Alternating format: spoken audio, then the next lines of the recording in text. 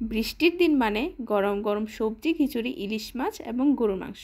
বাহিরে প্রচণ্ড বৃষ্টি হচ্ছিল আর ঘরেও পরিমাণ মতো অনেক সবজি ছিল, তাই ভাবলাম সবজি খিচুড়ি রান্না করি।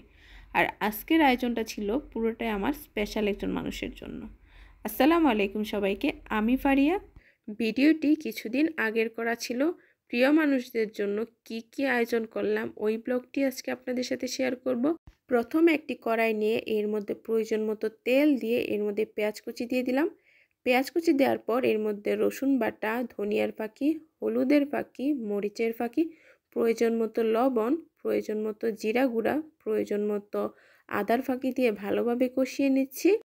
মশলাটা একটু ভালোভাবে কষানো হলে এর মধ্যে কেটে রাখা সবজিগুলো দিয়ে দিচ্ছি।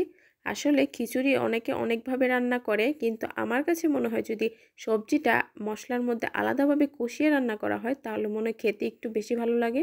মশলার সাথে আমি সবজিগুলো ভালোভাবে মিশিয়ে নিচ্ছিলাম। প্রায় 60 ভাগের মতো এখানেই সিদ্ধ হয়ে যায়। আর এই সবজিটা কিন্তু এমনিতেও রান্না করলে রুটির সাথে খেতে খুব ভালো লাগে। এখানে একটা হাঁড়ির মধ্যে প্রয়োজন মতো ডাল চাল দিয়ে এর মধ্যে প্রয়োজন মতো পানি দিয়ে দিচ্ছিলাম।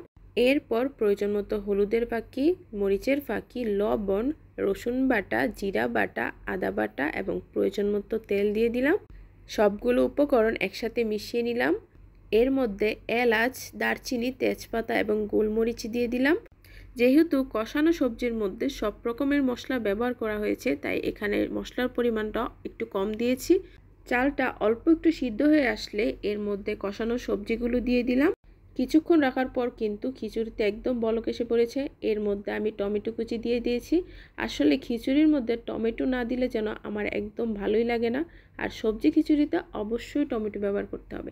এখানে একটা ইলিশ মাছ হলুদ লবণ দিয়ে মাখিয়ে নিয়েছি ভাজার জন্য। আর খিচুড়ির সাথে কিন্তু ইলিশ মাছ ভাজাটা খুব ভালোই জমে, আর আমার খুব পছন্দ খিচুড়ির সাথে ইলিশ মাছ ভাজা খেতে। এখানে আমি ইলিশ মাছগুলো ভালোভাবে ভেজে নিচ্ছিলাম। আসলে ইলিশ মাছ আমার একটু লাল লাল করে ভাজলে বেশি ভালো লাগে। খিচুড়িটাও কিন্তু প্রায় হয়ে গেছে। এখানে মা ডাল ঘুটানি দিয়ে এটা ভালোভাবে ঘুটে নিচ্ছিল। আসলে এই কাজটা আমি একদমই পারি না, তাই মা আমাকে হেল্প করছিল।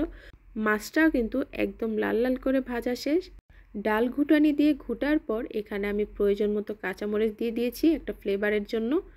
আর খিচুড়িতে লবণের পরিমাণ একটু কম হয়েছে দেখে মা আবার লবণটা দিয়ে দিচ্ছিল। শেষে আমি খিচুড়ির উপর কুচি করা ধনিয়া পাতা দিয়ে দিলাম। ধনিয়া পাতা না দিলে আমার একদমই ভালো লাগে না।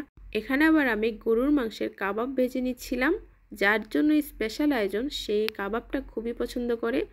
আমি প্রথমবারের মতো কাবাবটা বানিয়েছি, তাই ওই রকম পারফেক্টভাবে কাবাবটা বানাতে পারিনি, কিন্তু খেতে মাশাআল্লাহ খুবই ভালো ছিল। রান্না বান্না শেষে ছাদে গিয়ে দেখি আবারও বৃষ্টি হচ্ছে। আমার ভিডিও যদি আপনাদের ভালো লেগে থাকে অবশ্যই লাইক কমেন্ট করে পাশে থাকবেন, আমাকে সাপোর্ট করবেন। আমার পুরো ভিডিওটি দেখার জন্য আপনাদের সবাইকে অসংখ্য ধন্যবাদ। আল্লাহ হাফেজ।